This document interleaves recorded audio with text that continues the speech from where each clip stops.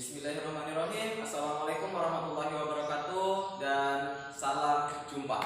Perkenalkan, nama saya Toib Hidayat. Saya perwakilan dari kelas 12 MIA 2 akan membahas materi tentang matematika. Ya, khususnya matematika wajib sih sebenarnya. Oke.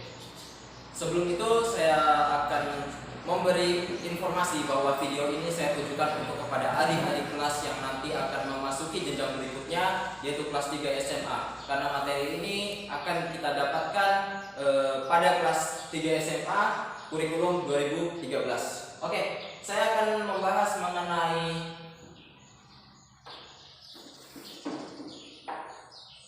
ukuran pemusatan dan penyebaran data. Jadi apa sih sebenarnya ukuran pemusatan dan penyebaran data itu dan seperti apa bentuknya? Oke, kita bahas satu persatu.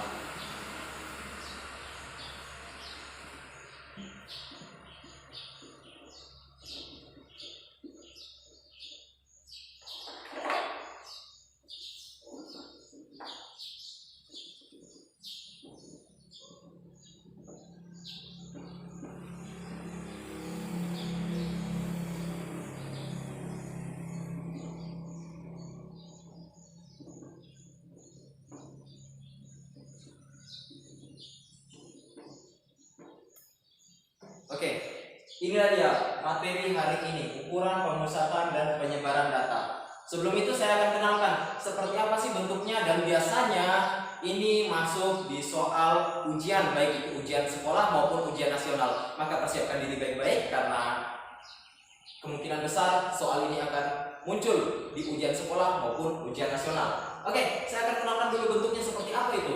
Seperti ini. Kira-kira mungkin ada yang pernah lihat bentuk seperti ini.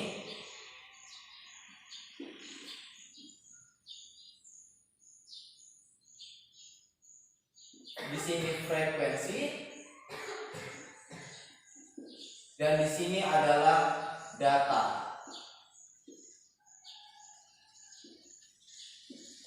Mungkin ada yang pernah lihat dalam bentuk tabel-tabel seperti ini dalam buku-buku mata pelajaran, atau mungkin biasanya ini digunakan dalam sensus penduduk dan sebagainya.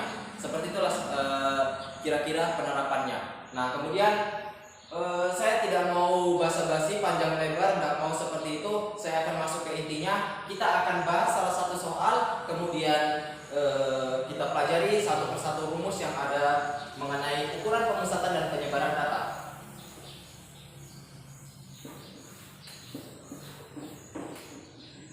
Sebelum itu, dalam ukuran pemusatan dan penyebaran data, mengenai data dan frekuensi, gabungan antara data dan frekuensi yang dituliskan dalam bentuk tabel, biasanya yang muncul dalam sebuah pertanyaan itu adalah median. Ini yang pertama, median. Kemudian yang kedua, modus. Ketiga, rata-rata. Rata-rata dari jumlah seluruh data. Ini adalah ilmu dasarnya. Kemudian ada beberapa pengembangan yang mungkin kalau seperti ini mungkin kita sudah kenal dari masa waktu sekolah SMP. Tapi pernah gak sih lihatnya seperti ini? Kuartil. Kemudian apalagi? Jangkauan. Jangkauan kuartil. Apalagi? Ya, simpangan kuartil. Ya, mungkin beberapa dari adik-adik sekalian yang mungkin nanti akan menonton video ini baru kenal yang namanya kuartil, atau mungkin jangkauan kuartil, atau mungkin simpangan kuartil. Oke, kita langsung ke topik utamanya. Kita akan bahas salah satu soal. Di sini akan dibuatkan suatu data.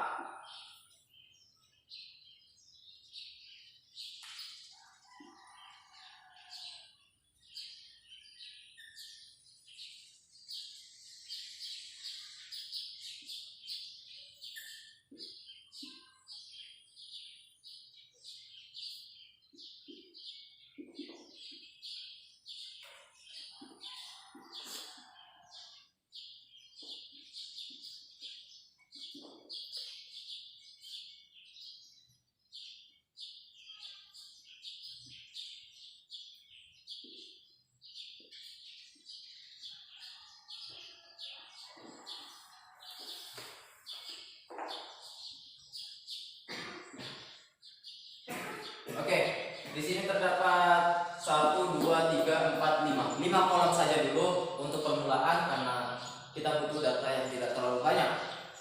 Anggap saja data di atas merupakan hasil nilai ulangan kelas 12 MIA 2. Oke, kita akan membentuk datanya. Di sini anggap saja 3, kemudian 6, kemudian 7, 2,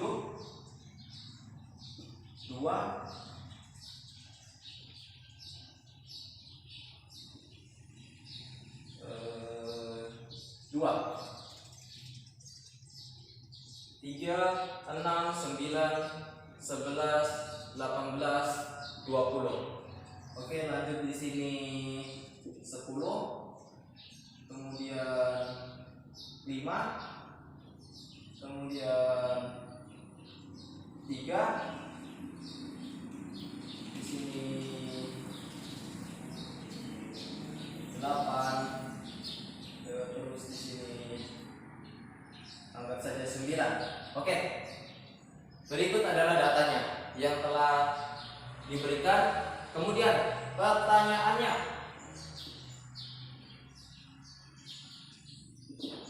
Pertanyaannya, anggap saja ini semua adalah pertanyaannya yang harus dijawab. Yang pertama ditanyakan median, kedua modus, ketiga rata-rata, dan masuk ke tahap berikutnya adalah kuartil, jangkauan kuartil, dan kemudian simpangan kuartil. Oke? Kita jawab satu persatu.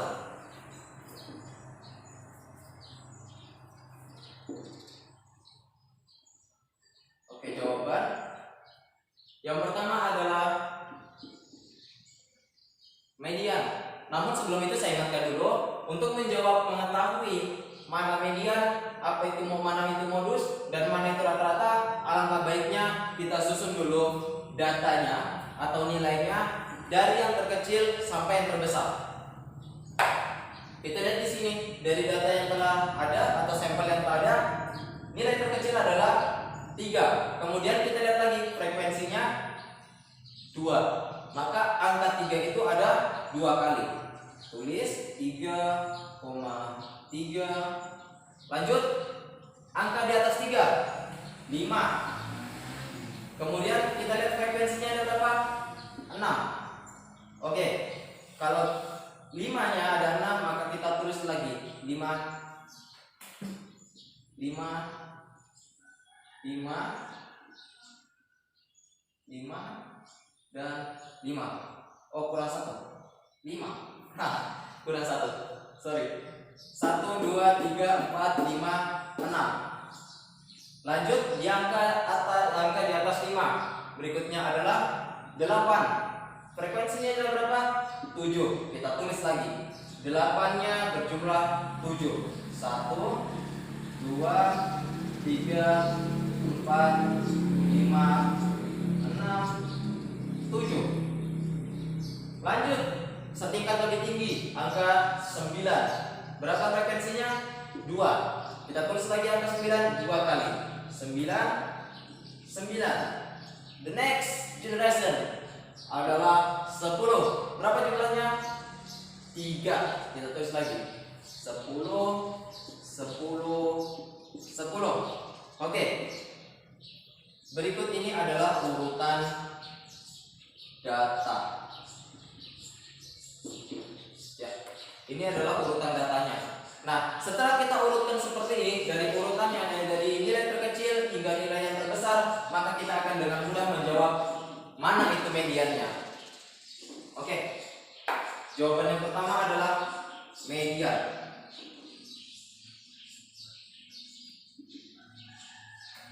Kita harus tahu dulu apa sih definisi median.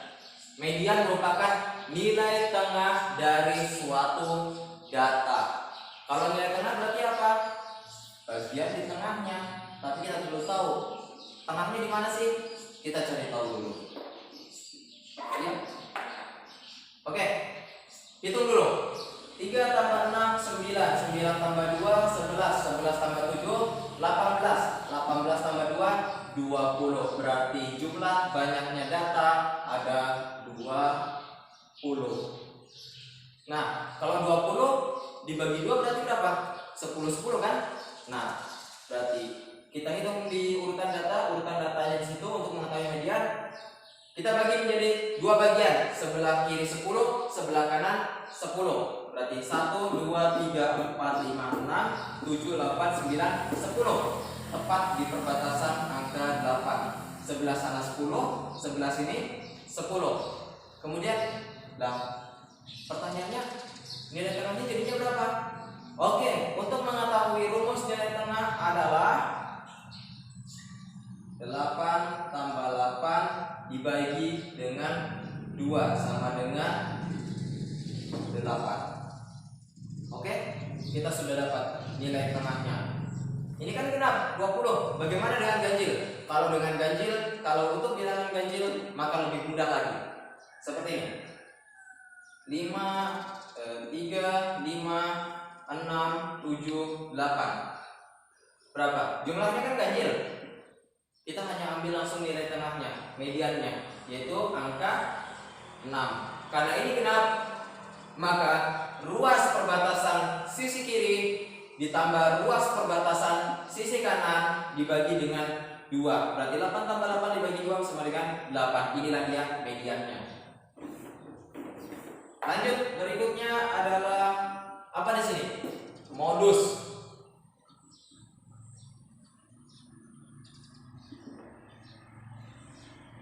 Sebelum itu kita harus tahu apa sih definisi modus itu?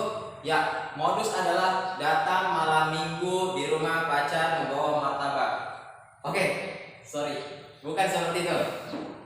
Maaf, bukan seperti itu ya pengertian modus yang sebenarnya. Modus dalam suatu data, dalam suatu sampel data, modus adalah nilai yang paling banyak muncul. Ya, mirip-mirip definisinya kalau kalian sering muncul di depannya doi kan modus. Berarti ingin ketemu. Nah, seperti itulah kira-kira definisi modus yang sebenarnya. Nilai yang sering muncul. Untuk mengetahui modus, kita tidak perlu lagi lihat yang namanya urutan data. Kita hanya perlu lihat dalam tabel ukuran pemusatan dan penyebaran data. Nah, kan tadi definisinya yang paling banyak muncul. Kita lihat di bagian frekuensi, mana sih yang paling banyak muncul? Angka 7. Angka 7 adalah angka tertinggi dari kawan-kawannya di sebelahnya. Kemudian nilainya berapa? 8. Sudah, itulah jawabannya. Modusnya adalah 8. Dapat? Lanjut. Berikutnya, rata-rata. Ya, rumusnya rata-rata seperti apa? Rata-rata. Rata-rata itu definisinya adalah jumlah seluruh data dibagi dengan banyaknya data, atau jumlah seluruh nilai dibagi dengan banyaknya frekuensi. Gampang kan? Daripada hafal rumus, sebenarnya lebih enak hafal definisinya. Jumlah seluruh data dibagi dengan banyaknya data. Tapi kalau ingin mengetahui rumusnya seperti apa? Seperti ini rumusnya. X bar sama dengan X1 tambah X2 tambah X3 diper N. N itu apa? N adalah banyaknya data. X1, X2, X3 adalah data pertama, data kedua, data ketiga, dan seterusnya. Atau sigma XI diper dengan N. Banyaknya data dibagi dengan jumlah seluruh data dibagi dengan banyaknya data. Oke. Kalau begitu, kita langsung terapkan rumusnya di sini. Rata-rata X bar sama dengan sigma XI diper dengan N. Ya, maaf, saya jongkok. Kemudian X bar. Ya, kita cari dulu, tahu dulu. Berapa sih jumlah seluruh datanya? Kita lihat. Kalau dihitung di sini sebenarnya lama ya. Lama sekali. 3 tambah 3 tambah 5 tambah 5 tambah 5 tambah sampai otakmu meledak. Kalau begitu, kita pakai cara mudahnya untuk mengetahui jumlah seluruh data. Seperti apa? Seperti ini caranya. 10 dikali 3 berapa? 30. Lanjut. 5 dikali 6 30. Tambah 9 kali 2 18. Tambah 8 kali 7 5 6. Tambah 3 kali 2 6. Sekarang kita jumlahkan. Kan gampang. Berapa jumlahnya? 30 tambah 30 60. Tambah 18 78. 78 tambah 56. 78 tambah 5 6 berarti 4 1 7 tambah 5 12 1 34. 1 34 tambah 6 berarti 140. Ya, itulah dia jumlah keseluruhan datanya. Berarti sigma XI sama dengan 140. Kemudian dibagi dengan N. N itu apa? Banyaknya data. Banyaknya di sini adalah 20. Berarti 140 dibagi 20. Tinggal dicoret-coret. 14 dibagi 2 berarti 7. Kita dapat rata-ratanya adalah 7.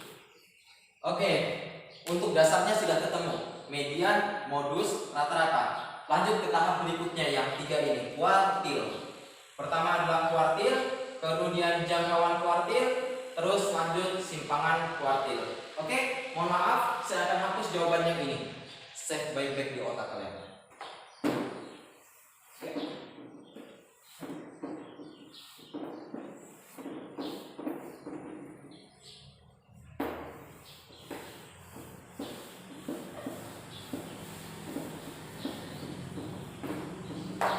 Ya, agar tidak lupa kita tulis lagi di sini tadi modusnya berapa. Modus 8. Kemudian median. Mediannya 8. Kemudian rata-rata. Rata-rata sama dengan 7. Kita save saja dulu di sini jawaban yang sebelumnya. Lanjut di bagian kuartil. Kita harus tahu dulu.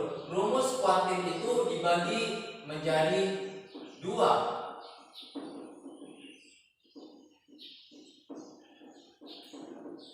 Rumus kuartil dibagi menjadi 2. Yang pertama ada rumus kuartil untuk jumlah data yang genap, kemudian ada rumus kuartil untuk jumlah data yang ganjil. Gimana rumusnya? Rumus kuartil itu pertama Q1. Q1 itu atau apa? Q1 itu nilai sorry kata. Oke, Q1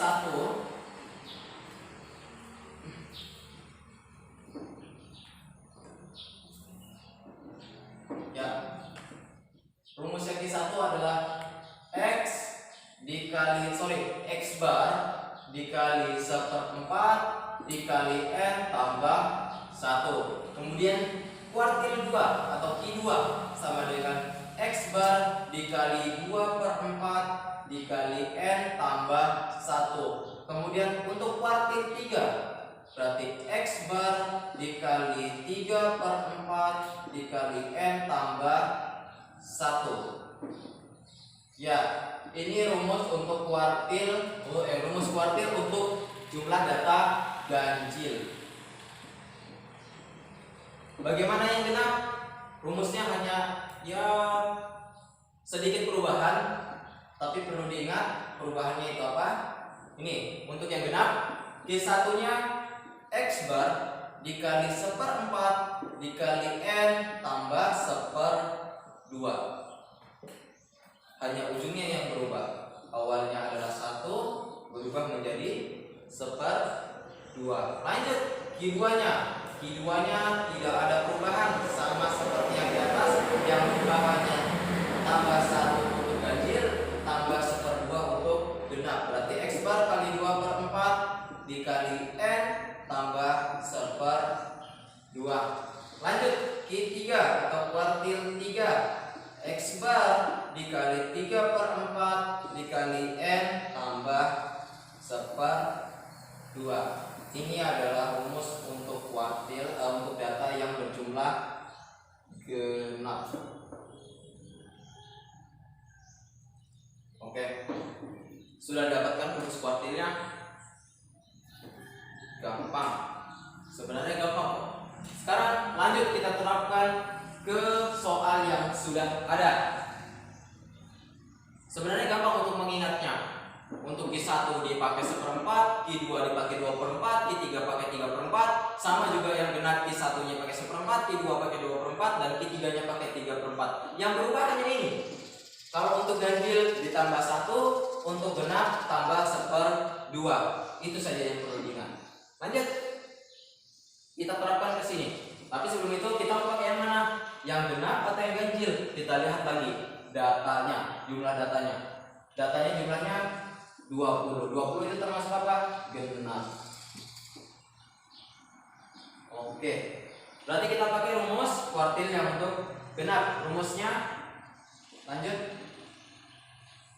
Kuartil yang A di sini Q1. Masukkan nilainya. X bar ini sebutan lain atau bentuk lain atau sebutan lain lah dari rata-rata. Kemudian N itu apa? N itu adalah banyaknya data. Berarti rata-ratanya berapa tadi? 7. 7 dikali dengan 1/4 dikali dengan N. Atau begini, saya tuliskan, saya rumus lagi di sini biar gak pusing.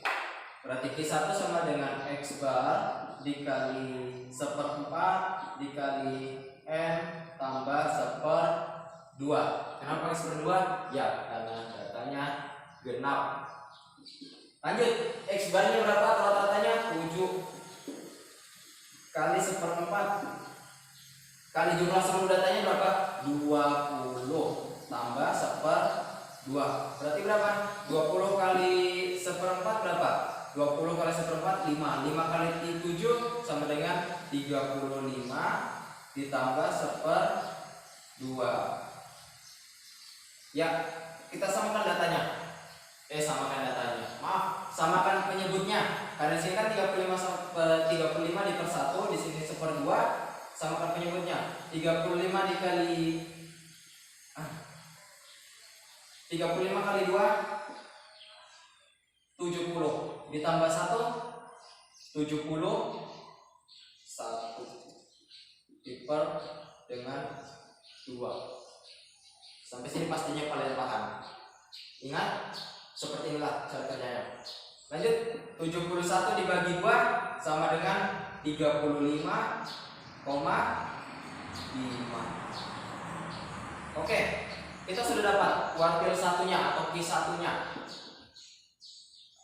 35,5. Lanjut di Q2. Q2, ya di sini sudah ada rumusnya Q2. X bar dikali 2/4 dikali N tambah 1/2.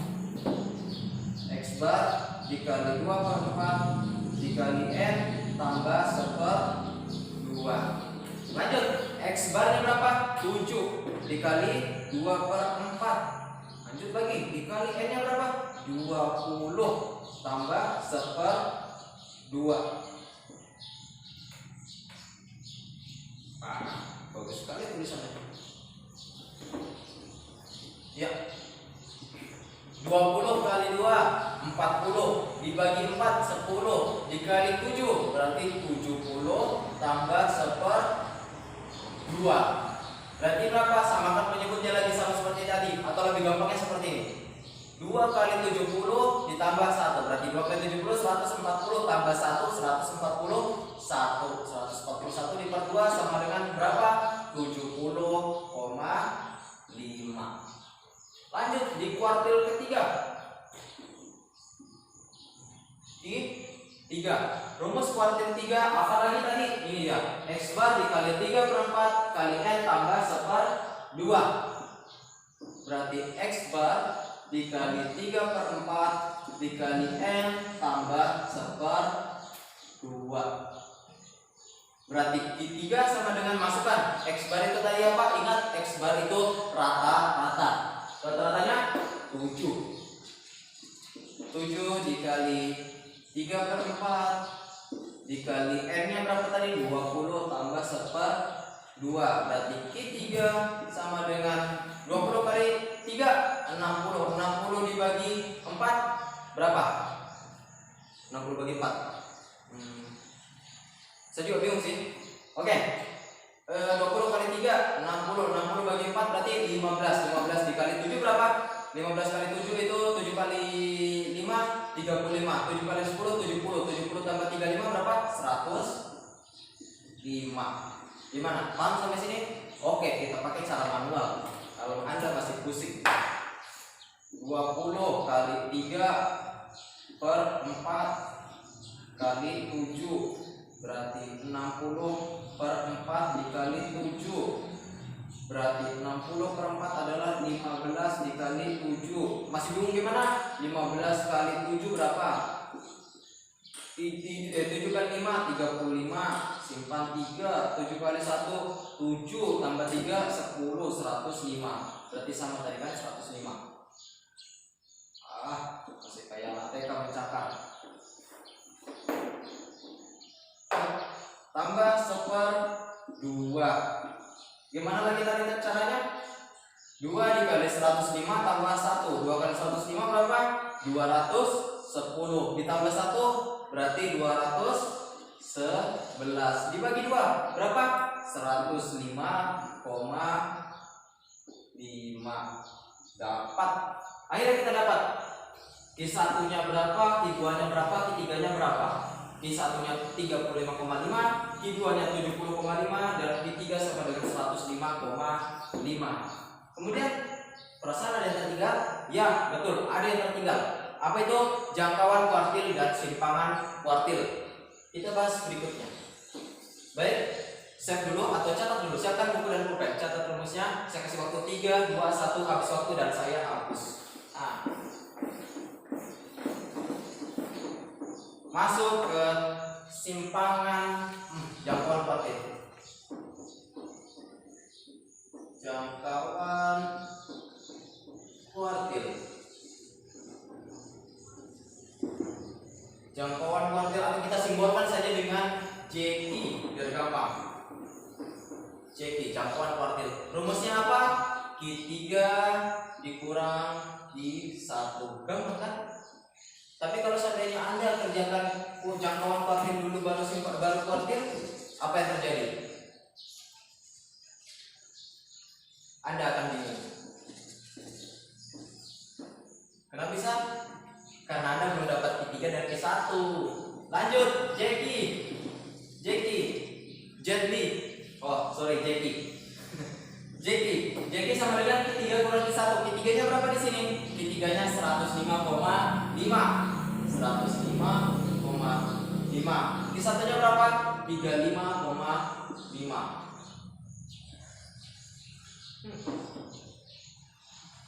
Betul kah?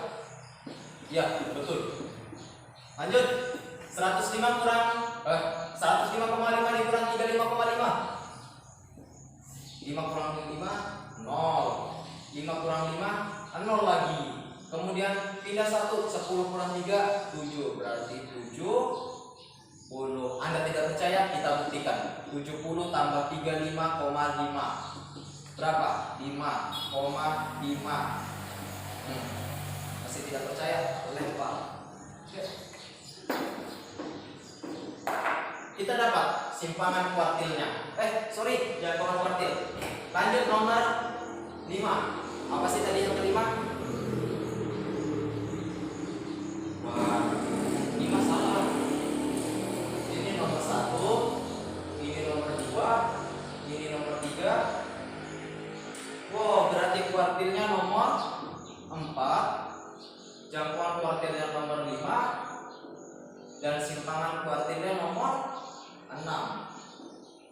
Simpangan kuartil. Oke. Simpangan kuartil. Masih mau lanjut? Jangan bosan. Lanjut. Rumus simpangan kuartil itu apa? SQ. Kita anggap saja ini simbolnya SQ lah. 1/2 dikali Q3 kurang Q1 sama dengan, ya kayak orang dikte waktu SD. Lanjut. 1/2 Q3 kurang Q1.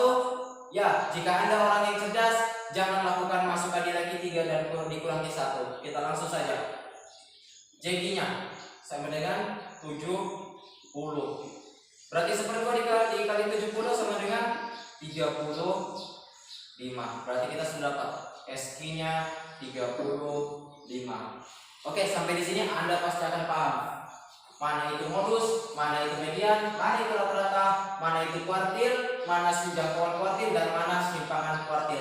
Mudah-mudahan ilmu ini akan bermanfaat bagi Anda apabila Anda lagi kelas 3, dan mudah-mudahan Anda tidak jadi orang yang kayak gitu. Dan salam jumpa dari saya, Kak Toyib Hidayat. Assalamualaikum warahmatullahi wabarakatuh.